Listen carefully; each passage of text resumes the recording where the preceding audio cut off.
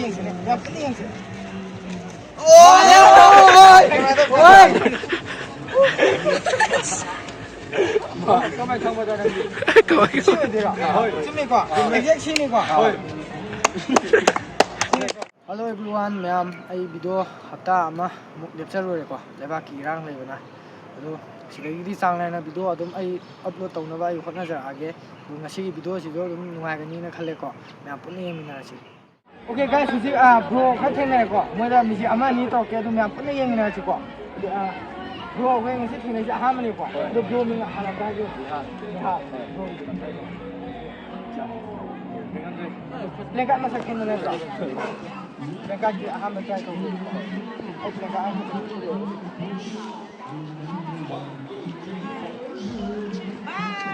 Vai, soltou. ดูเล่นกันมาสักดูครั้งนี้นะดูเล่นกันที่เขาโดนกว่าตรงนี้เขาสลับไปตรงนี้อันนี้มิกซ์โต้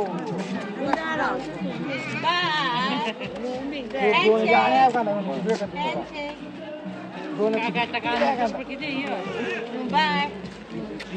Ya va. Voy. Ya. Voy to toilet ya. Ini kan mix le na flex ka. Ka ka yaw na ko lo. Bro ji tong ji bro na sin ya ma sin ma khan je. Bro ki na sin. Jang na ka ya ma ka ko ko. Ya va. Ki ai ku sam tang ko. Sin so ge ra ya va. Ya ne ko. Ni si pai bi ro yin bi yin yu ji ko. Ma pa ga le bi ro. ไอ้ชนกันโอโทเกมกว่าดูนี่ไงอยู่เกมน่ะได้เป็นอุปกรณ์มากว่าดูว่ามูไอ้ข้างกันมาให้ได้ปุ๊บก็มาทำดีกว่าไอ้ชนโอโทเกมเกมละ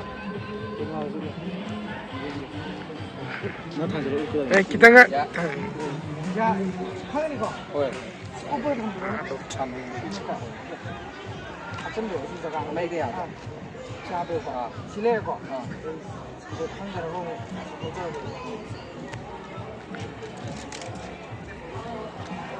jadi sih buahnya pelengkap apa kali ya? Ayo kamu bisa selera, lagi kok. Oh juga ya, ayo bener tuh, jangan ini kok. Buah itu kok. Ayo ada apa itu buah? Buah misalnya ini pelengkap tuh lagi, dia kamu kan ya, kalau tuh lagi. Ayo sih kamu dapat buah.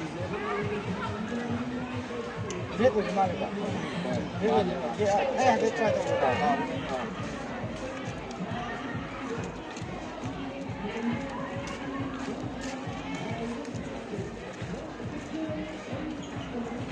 कोई rate से मखन अन्नी से या कोई heart है बना other कोई diamond है बना कोई को ब्रो है लो थंग को जो आइना से थंग ब्रो से हार्ट तीन तो मार डायमंड जो मार का डायमंड जो ना सीरे ये से सा सीरे तो का सीने तो ब्रो ऐसे में सीने तो ब्रो ओके देने तो ब्रो को दिखाई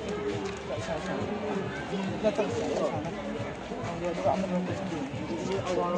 시대 나때가 아이 하면 이제 트라이도 스티커를 소외해 봐. 아이 컴퓨터 알려 봐. 생 하러 브로이 우기다. 내가 이돈 하기로. 내가 좀 하기로. Diamond 6 거. 오, 오케이. 브로이는 칼리 이제 6 of diamond 내가. 야는 거. 너네 시대 통도 너 후이 거. 내가 이돈. 트리기 다음에 내가 간디 캐나면 내가 수티만 해 보고.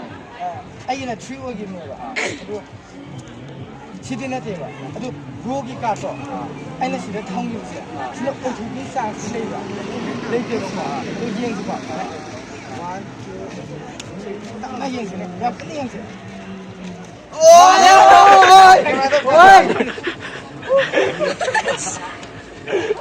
ก็ไม่ทำมาตอนนั้นชิมเลยอ่ะชิมดีกว่าไม่ใช่ชิมดีกว่าชิมดีกว่า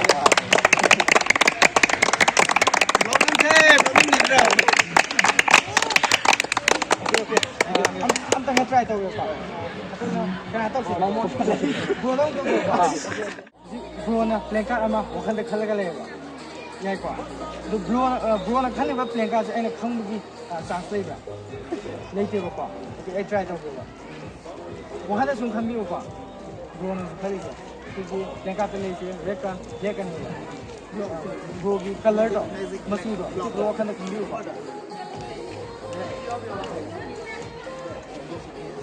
sai bro na khang gib do color ha phe ma na ma le ko red red ro ni ko okay akoi red ro ko ki switch ma na da le ba heart ka diamond ka ani le ba okay bro ise ka sai switch cha ma na ma le na sai bro khang gib ma ne ko okay kene to akoi ki len ka to le che number card ama ko aduga picture card aduga ani le ba number ro ko number do wakhan khang ro picture ro ko picture do wakhan khang ro ba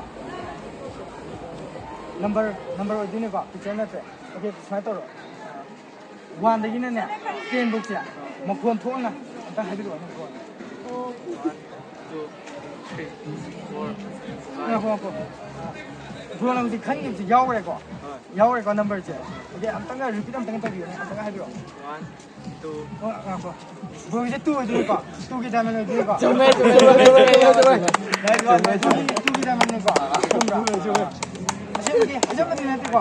Jom. Guys. Okay. Guys. Follow. Subscribe. Yo, like, subscribe.